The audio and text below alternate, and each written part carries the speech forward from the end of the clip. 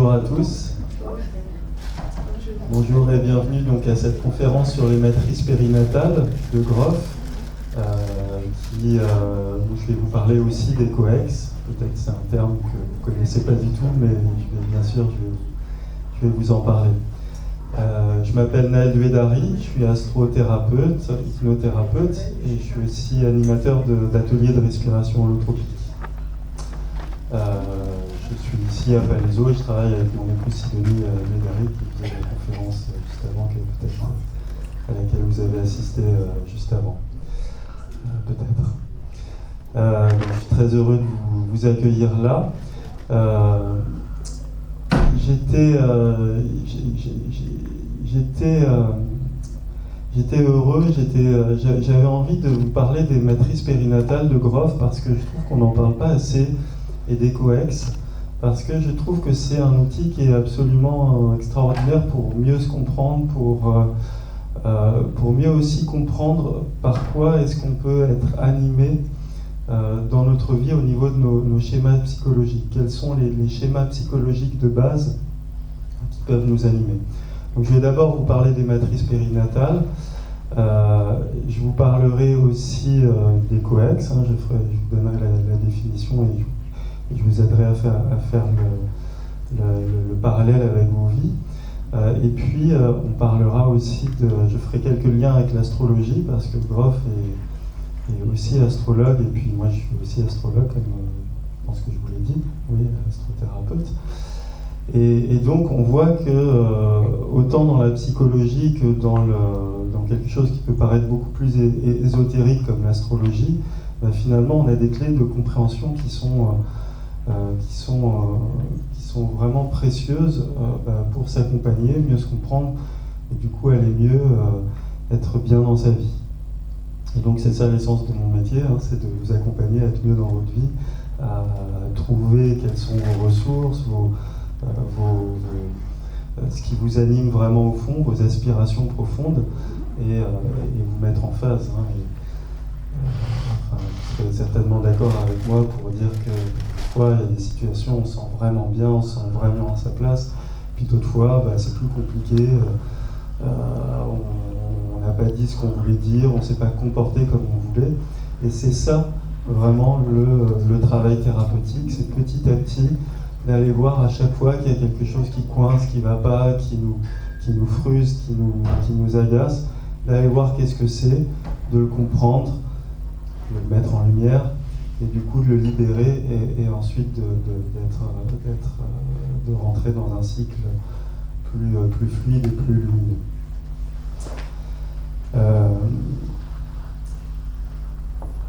Stanislas Grof, donc c'est un médecin psychiatre qui est né dans les années 30, qui a beaucoup travaillé sur tous les problèmes psychiatriques, et donc il a travaillé en psychologie beaucoup, et qui a été à l'origine de ce qu'on appelle la psychologie transpersonnelle. La psychologie transpersonnelle, c'est une approche de la psychologie où on intègre bien sûr toutes les formes de psychologie existantes qui ont été créées avec lui, notamment la psychologie comme on connaissait avant Freud, comportementale, cognitive, la psychologie freudienne, enrichie par Jung après, et il a amené l'idée que ça ne suffisait pas pour une personne de juste travailler sur lui, de comprendre les mécanismes de son cerveau, la personne avait aussi besoin de se relier, de faire des expériences qui le reliaient à quelque chose de plus grand que lui. Des expériences spirituelles, des expériences de reliance ou d'unité avec son environnement, des expériences simplement de se sentir faire partie du monde, faire partie d'un tout auquel il appartient. Dans l'écologie, on dit souvent que l'homme fait partie de la nature, on rappelle cette vérité essentielle, mais c'en est une. Souvent, on parle de la nature, etc., mais des fois, on s'en dissocie, on oublie qu'on fait aussi partie de la nature. C'est ça, cette idée de la psychologie transpersonnelle, c'est que en tant qu'être humain et en tant qu'être spirituel aussi, on fait aussi partie de quelque chose de plus grand que nous. Et donc l'idée de la psychologie transpersonnelle, c'est de s'y relier, et que si on ne le fait pas ou qu'on l'omet, quelque part il y a quelque chose qui ne pourra jamais vraiment aller bien parce que notre essence s'inclut dans un tout plus grand.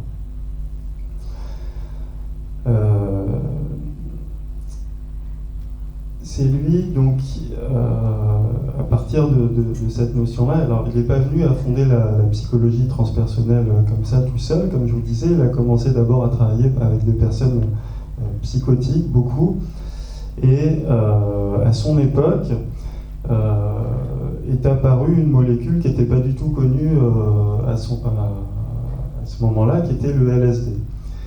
Et donc il a commencé à étudier le LSD, à voir qu'est-ce que c'était que cette molécule, et puis qu'est-ce que ça pouvait avoir comme vertu thérapeutique. Et donc il a commencé à utiliser cette molécule avec ses patients psychotiques, et il s'est aperçu que ça les aidait à mieux intégrer, quand ils avaient des phases où ils changeaient complètement de paradigme, ça les aidait à faire plus facilement le lien entre leurs états normaux de conscience et leurs états modifiés de conscience. Et donc on a vu que le LSD ensuite, d'ailleurs il est connu surtout pour ça, comme une drogue et un hallucinogène. Le LSD a été beaucoup utilisé pour faire des expériences justement psychédéliques.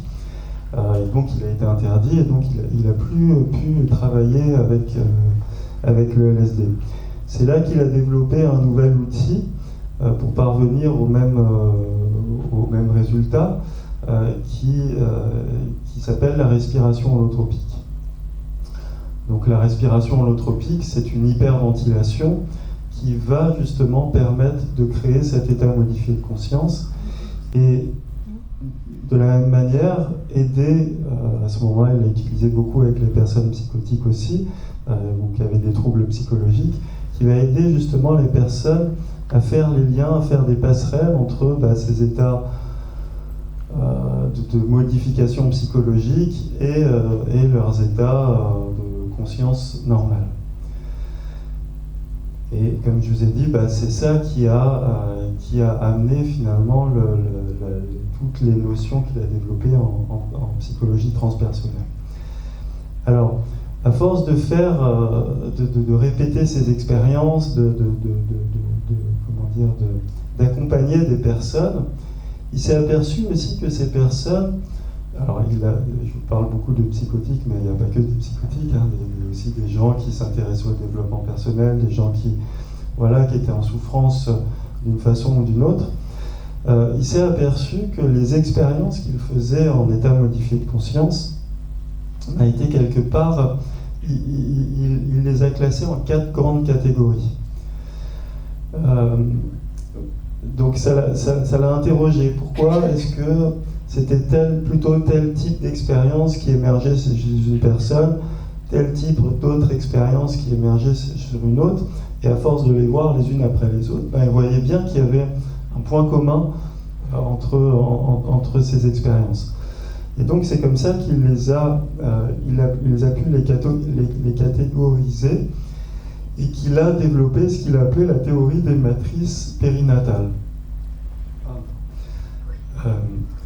Et les matrices périnatales, justement, elles parlent de schémas psychologiques et émotionnels profonds qui se sont engrammés dans l'inconscient au moment de la naissance.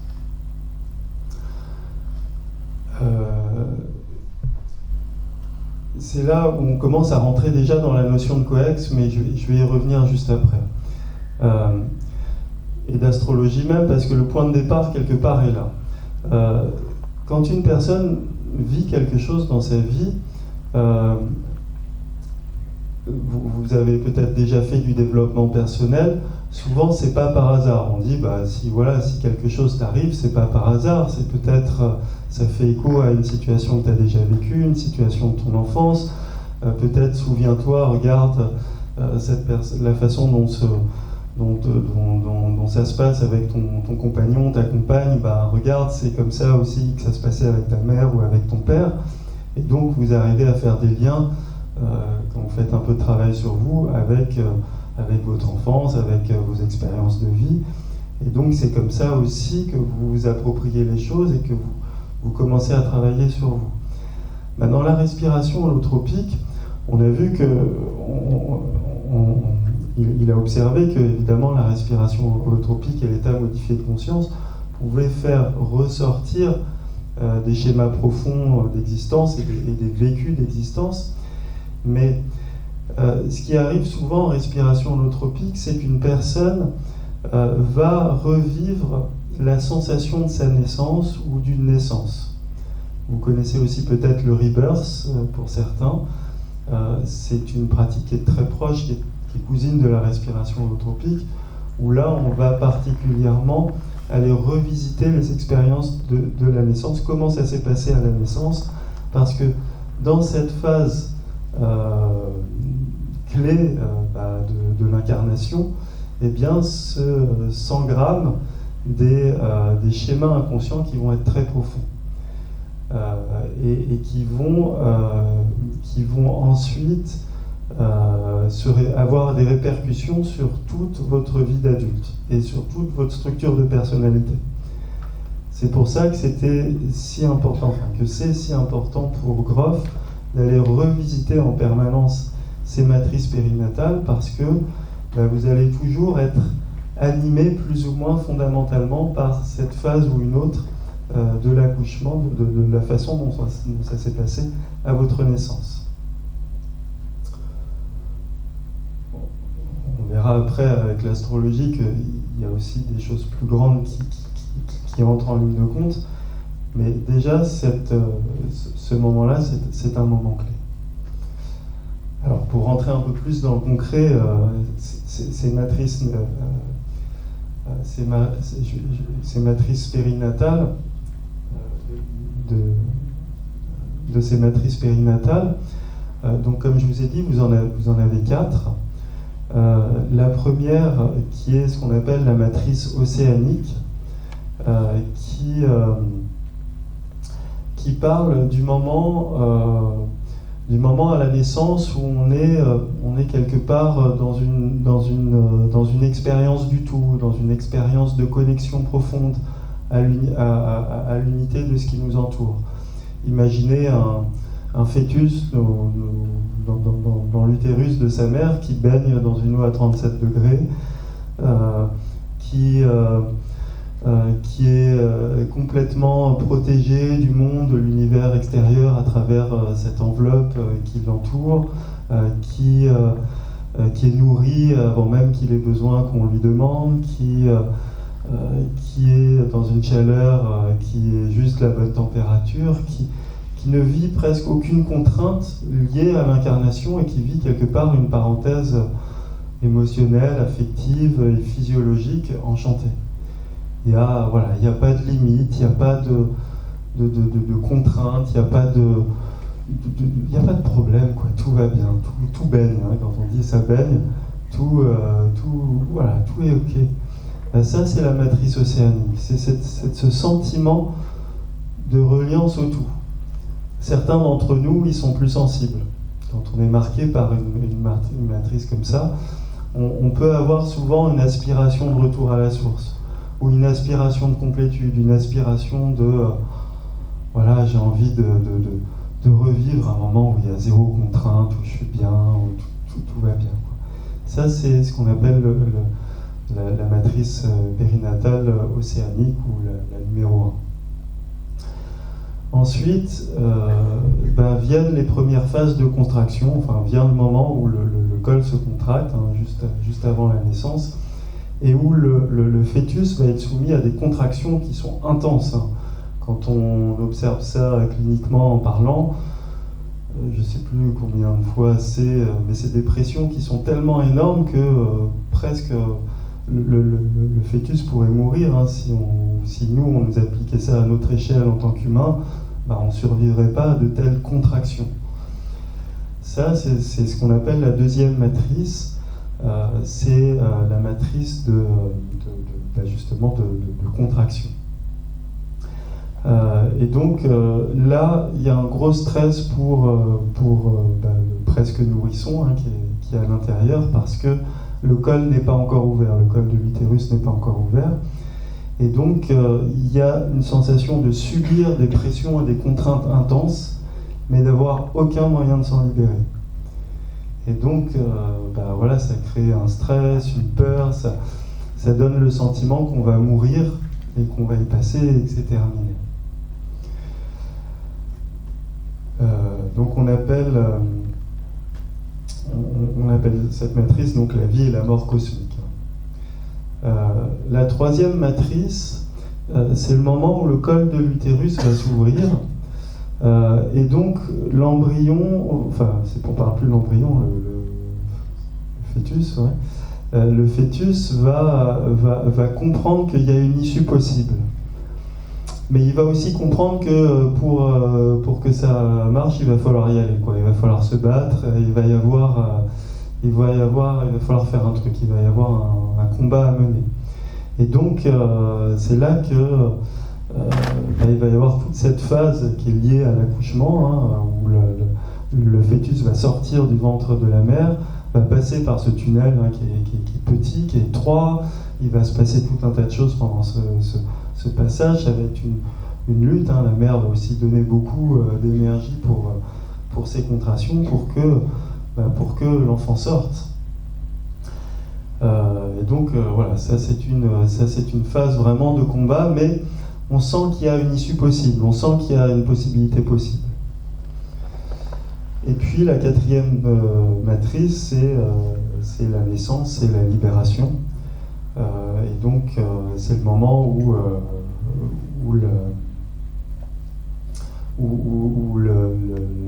l'enfant va expérimenter ce sentiment de délivrance, de fin, de transformation, de passage d'un état à un autre, hein, puisqu'il était dans cette eau à 37 degrés, hein, au début, dans cette matrice océanique, et puis tout d'un coup il se retrouve dans une matrice beaucoup plus grande, où il est en direct, il capte en direct les perceptions du monde, et donc il est confronté en direct aux énergies, avec tout ce que ça peut vouloir dire de ses sens qui tout d'un coup vont ressentir très fort, puissance 10 ou 20 ou 30, les stimuli du monde, les stimuli extérieurs.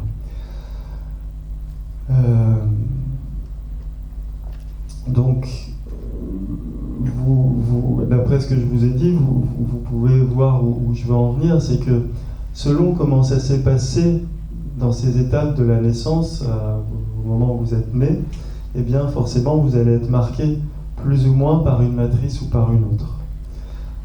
Si, je ne sais pas, vous étiez dans le ventre de votre mère et puis que ça sortait pas, vous vouliez pas sortir, ou qu'il n'y avait pas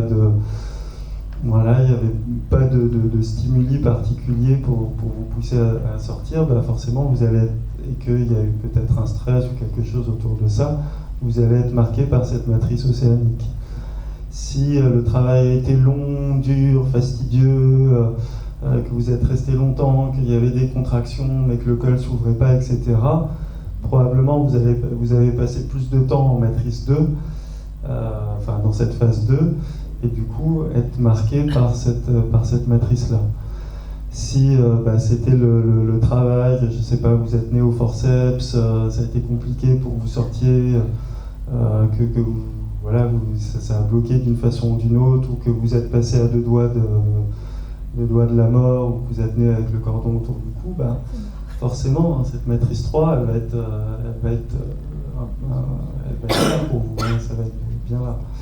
Et puis, pareil, selon comment ça s'est passé à votre arrivée, selon comment vous avez été accueilli, quand vous avez été accueilli à la délivrance, est-ce que vous avez fait du pot à pot, est-ce que voilà, votre mère était là ou tout de suite on vous a embarqué dans la salle pour faire des tests, etc. Bah, selon aussi cet accueil-là et cette première entrée en matière dans le monde, bah, vous allez être marqué aussi par cette matrice 4 s'il y a eu quelque chose en lien avec ça. Donc ces matrices, elles sont utiles pour mieux comprendre nos comportements, déjà d'une part. Forcément, quand je vous dis que vous êtes plus ou moins marqué par telle ou telle matrice, les personnes qui sont marquées par la matrice 1, souvent elles sont plutôt à l'aise avec la solitude, elles aiment être en lien voilà, avec le monde, avec ce qui les entoure, mais il y a toujours une espèce de quête d'union, presque de fusion, une aspiration à se sentir relié au monde.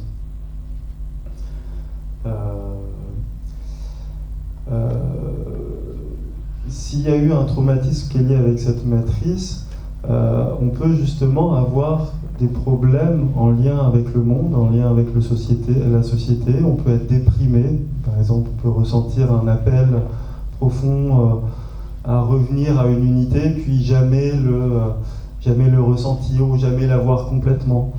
On peut avoir le sentiment d'être interrompu, que la circulation des flux s'interrompt brusquement.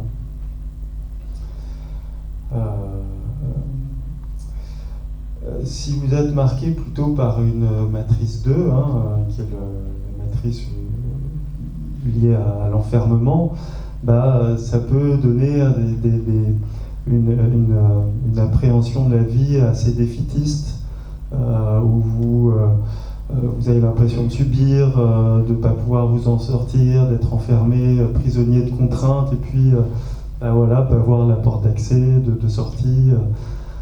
C'est le cas, par exemple, au travail, quand on est dans un travail qui ne nous plaît plus, avec un chef où ça ne va plus, ou les collègues, etc. Et puis on a le sentiment que on est quand même obligé d'y aller, on ne peut pas l'abandonner, et puis quelque part en souffrir, subir les choses. Je parle du travail, mais ça pourrait être dans un couple, ça pourrait être n'importe où, dans n'importe quelle situation. On peut avoir un tempérament défaitiste et puis penser que jamais il y aura de solution à ça. La matrice 3, c'est là qu'on va retrouver tous les combatifs, toutes les personnes qui réagissent quand il y a quelque chose qui ne va pas, qui défendent leur territoire, qui se laissent pas faire quelque part. Et puis ça peut être des personnes qui, du coup, on les regarde, on se dit, elles sont chouettes, elles sont affirmées, ces personnes-là. Mais s'il y a un problème à cette matrice, il peut y avoir du trop. C'est-à-dire qu'elles sont trop, justement, dans cette affirmation, tout le temps à défendre becs et ongles dès qu'il y a un petit truc qui vient perturber leur univers. Ça peut être des personnes aussi qui sont très en stress, parce qu'il y a toujours un combat quelque part, ou potentiellement une menace quelque part qui peut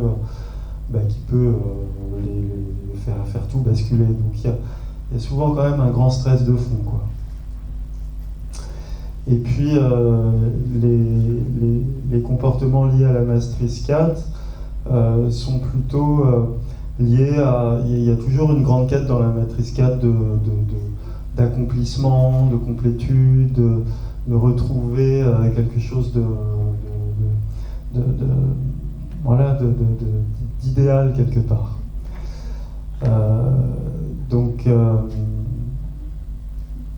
Donc ça peut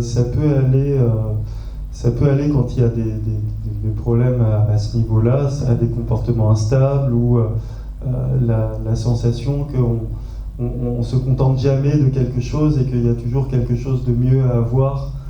Il y a une espèce de boulimie d'accomplissement personnel, d'aller plus loin et de quête de soi quelque part. Mais derrière ça, c'est lié parce que c'est lié à la recherche justement d'intégration à ce tout et à cette unité.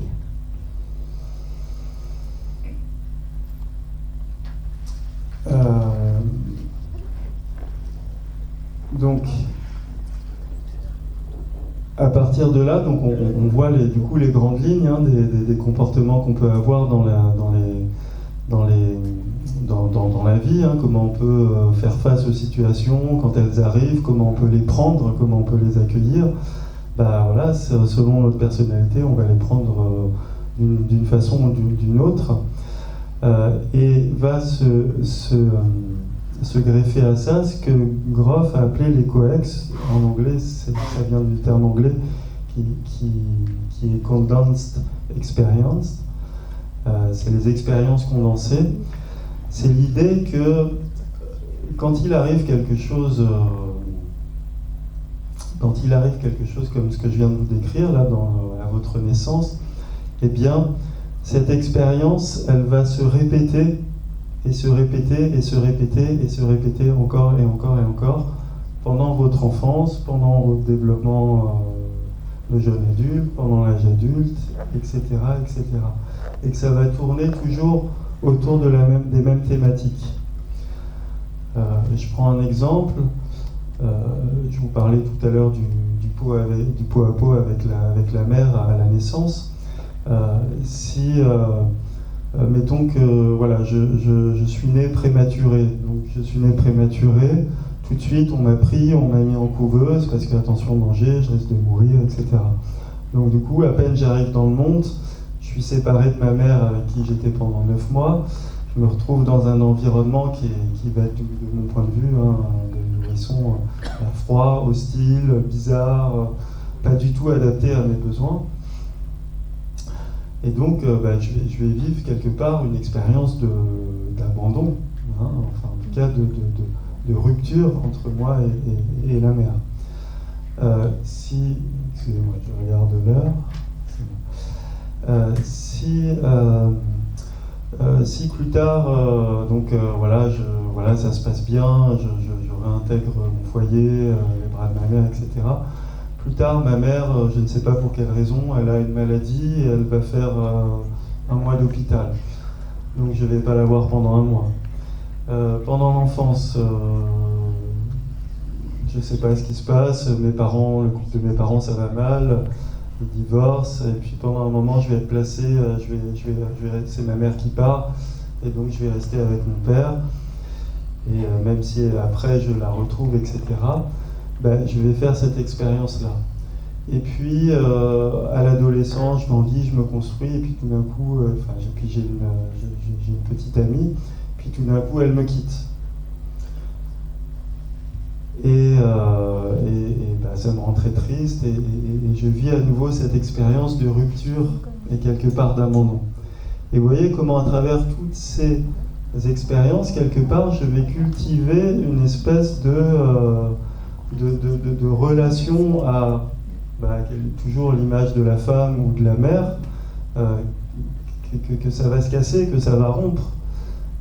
Probablement que je vais au bout d'un moment enregistrer l'idée que soit les femmes c'est pas pour moi, soit si je me lie à quelqu'un trop fort, à un moment donné il va me quitter ou il va m'abandonner, ou que je peux pas m'attacher à quelqu'un. En tout cas, il va y avoir quelque chose, des programmations, des conditionnements qui vont se faire autour de ces expériences-là que j'ai vécues.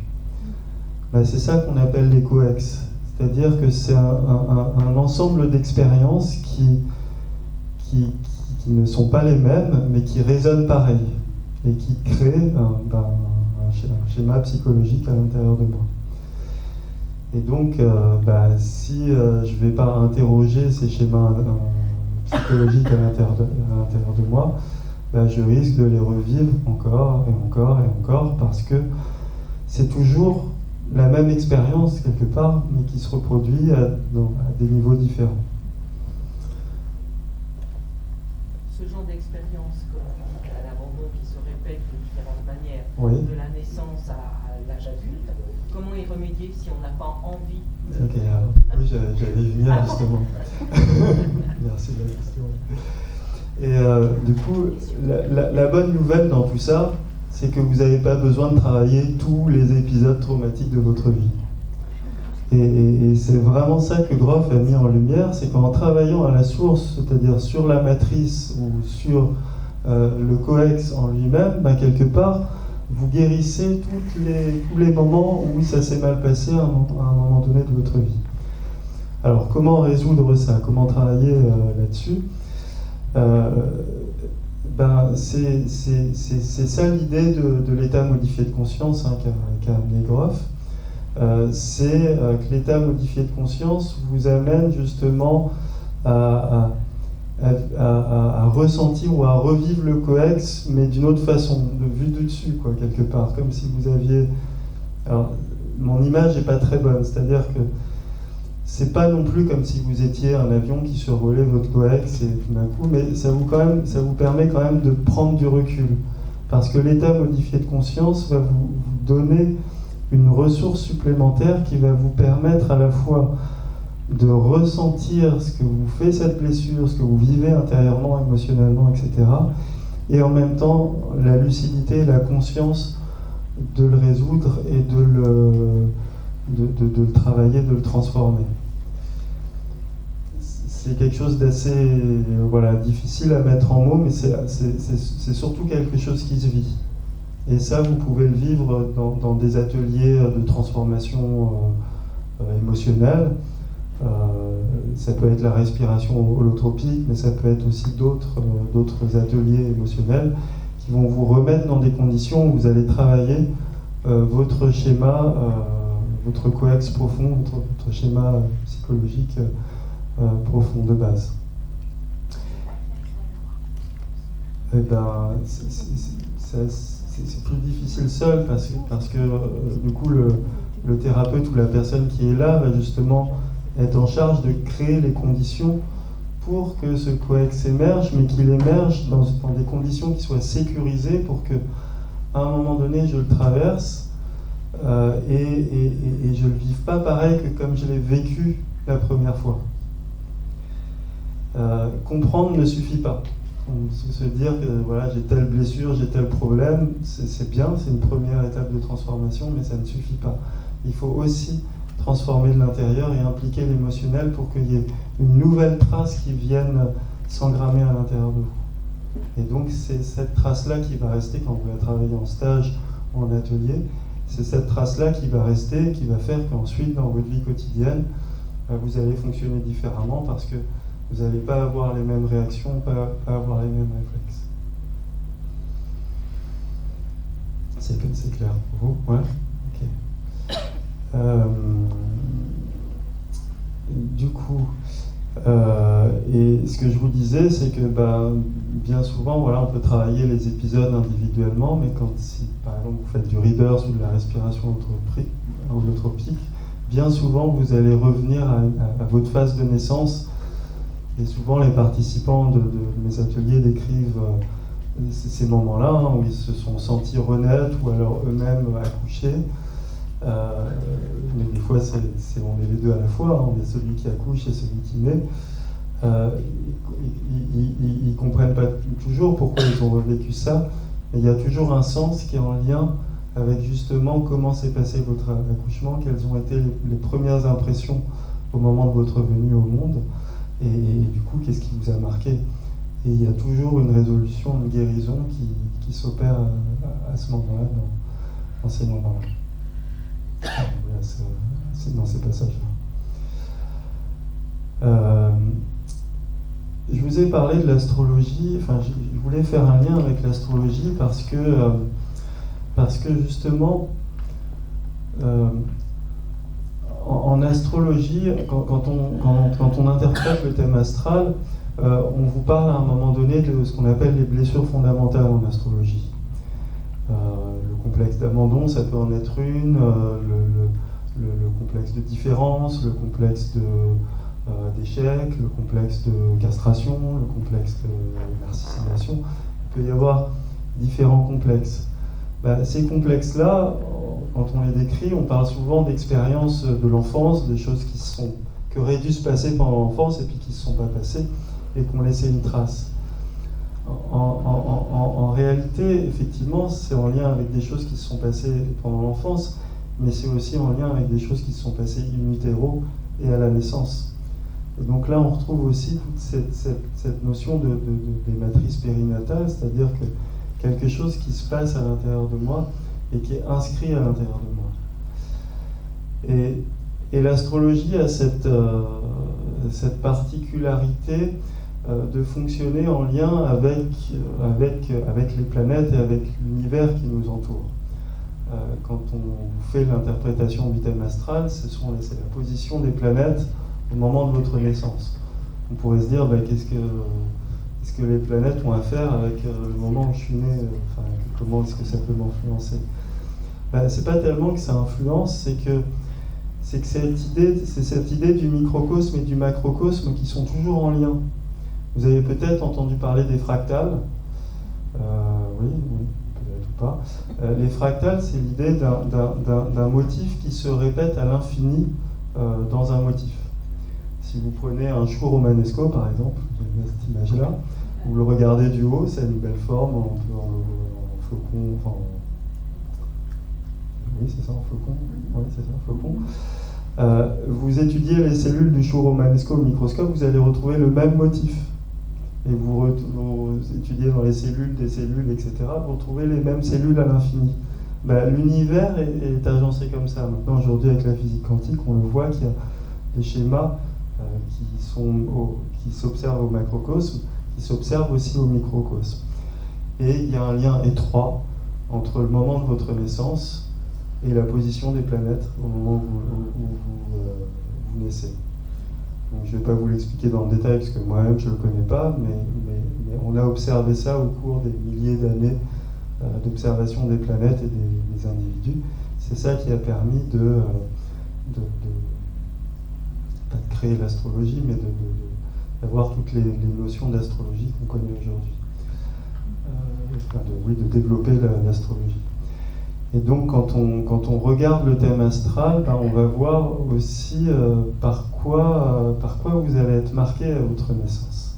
Quels sont ces coex-là, justement, qui vont vous marquer. Et c'est ça qui est assez bluffant dans un thème astral, c'est justement on arrive à voir ces blessures ou ces coex-là qui vous marquent à la naissance, au moment où vous venez au monde,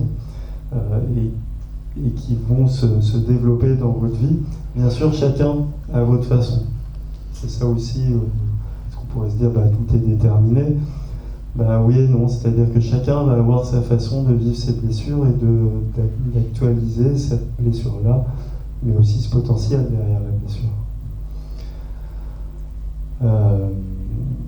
Donc voilà, c'est assez intéressant de voir, de pouvoir d'avoir ces outils-là, ces grilles de lecture-là, justement, pour mieux se comprendre et mieux s'accompagner.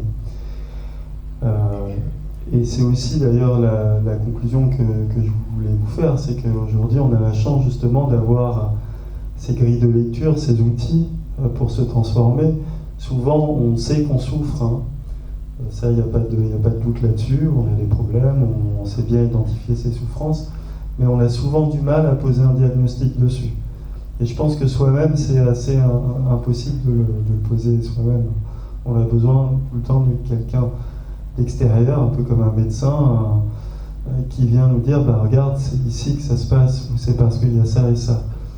Et souvent parce que le diagnostic est incomplet ou qu'on croit que ça devrait se résoudre comme ça, on reste un peu coincé dans ses souffrances avec l'impression de tourner en rond. C'est toujours intéressant de permettre à l'univers de vous parler différemment à travers d'autres grilles de lecture pour justement mieux poser ce diagnostic et puis trouver aussi les clés et les leviers d'action qui vont vous permettre d'aller mieux.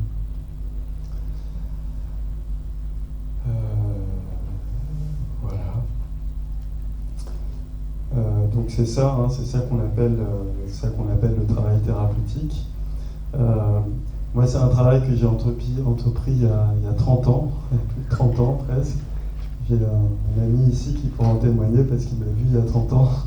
Et il a vu par quoi j'ai commencé.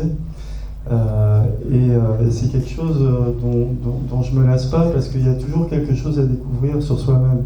Je ne vous dis pas que les blessures sont guéries une fois pour toutes. En réalité, elles ne peuvent pas se guérir une fois pour toutes. Parce que c'est justement ça qui nous maintient en mouvement. Mais simplement parce que j'en suis plus conscient, parce que je les comprends, parce que je les accompagne, en réalité c'est là où je vais les transformer. Et je vais être créatif dans l'instant. Et donc je vais vivre là où avant je vivais de la souffrance, je vais vivre autre chose. Et donc c'est ça le fruit du travail sur soi, le fruit du travail thérapeutique. Donc, ok, ça on arrive à la fin. Okay, merci Coralie. Écoutez, je vous encourage à entamer ce travail, à le faire ou à le prolonger si vous l'avez déjà entamé. Et je vous remercie pour votre écoute, votre attention. N'hésitez pas à venir me retrouver sur le stand R2 si vous voulez échanger davantage.